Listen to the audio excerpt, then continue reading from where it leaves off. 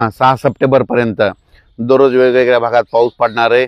7 ऑगस्टपासून राज्यात चांगलं सूर्यदर्शन होणार आहे। 7 ऑगस्टपासून पाऊस विश्रांती घेणार आहे म्हणून हा अंदाज लक्षात यायचा।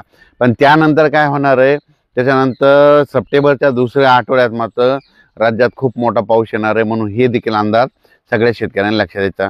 1, 2, 3 सप्टेंबरच्या दरम्यान सांगायचं झालं तर सुरुवात आपण विदर्भाकडून घेऊ की 3 तारखेपर्यंत नांदेड जिल्हा, हिंगोली जिल्हा, यवतमाळ जिल्हा, चंद्रपूर, यवतमाळ, भंडारा, गोंदिया, अमरावती, अकोला, बुलढाणा, वाशिम, हिंगोली, त्याच्यानंतर परभणी जिल्हा, त्याच्यानंतर जळगाव जिल्हा,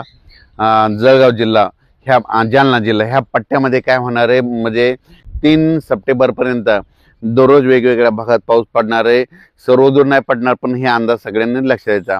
पण त्याच्या व्यतिरिक्त सांगू इच्छितो की राज्यात मध्ये सांगायचं झालं तर पूर्व विदर्भ आणि पश्चिम विदर्भ 11 जिल्ह्यामध्ये 4 तारखेपर्यंत पावसाचं वातावरण राहणार आहे, 4 सप्टेंबरपर्यंत राहणार आहे म्हणून विदर्भातल्या शेतकऱ्यांनी हा अंदाज लक्षात द्यायचा। 4 सप्टेंबरपर्यंत म्हणजे विदर्भालगतच तुम्हाला सांगू इच्छितो की नांदेड जिल्हा आहे, त्याच्या बाजूला परभणी जिल्हा आहे, त्याच्यानंतर हिंगोली जिल्हा आहे, त्याच्यानंतर लातूर जिल्हा आहे, जालना जिल्हा आहे, इकडे संभाजीनगर आहे।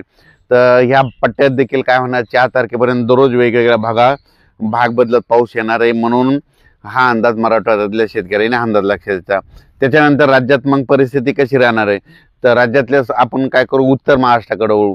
मग हे पाऊस 4 तारखेपर्यंत चालणार आहे, मग इकडला पावसाचा जोर कमी होणार आहे आणि त्याच्यानंतर 4 पासून 4 सप्टेंबर 5 आणि 6, 7च्या दरम्यान उत्तर महाराष्ट्राकडे वरुण राजाची बॅटिंग राहणार आहे। जळगाव जिल्हा, नंदुरबार जिल्हा, धुळे जिल्हा, नाशिक जिल्हा, येवला, त्याच्यानंतर कोपरगाव, त्याच्यानंतर शिर्डी, राहाता, श्रीरामपूर, संगमनेर, त्याच्यानंतर इकडं पालघर, मुंबईमध्ये पालघरपर्यंत, पालघरपासून इकडं दीव दमणपर्यंत म्हणजे इकडं सापुतारा ह्या घाटापर्यंत। तर तुम्हाला सांगतो की 4, 5, 6, 7च्या दरम्यान उत्तर महाराष्ट्राकडे खूप जोराचा पाऊस पडणार आहे। पण सगळ्यात जास्त पाऊस नाशिककडं, त्र्यंबकेश्वरकडं, वणीकडं पडणार आहे म्हणून हा अंदाज 4, 5, 6, 7च्या दरम्यान ह्या उत्तर महाराष्ट्रातल्या शेतकऱ्यांनी लक्षात द्यायचा।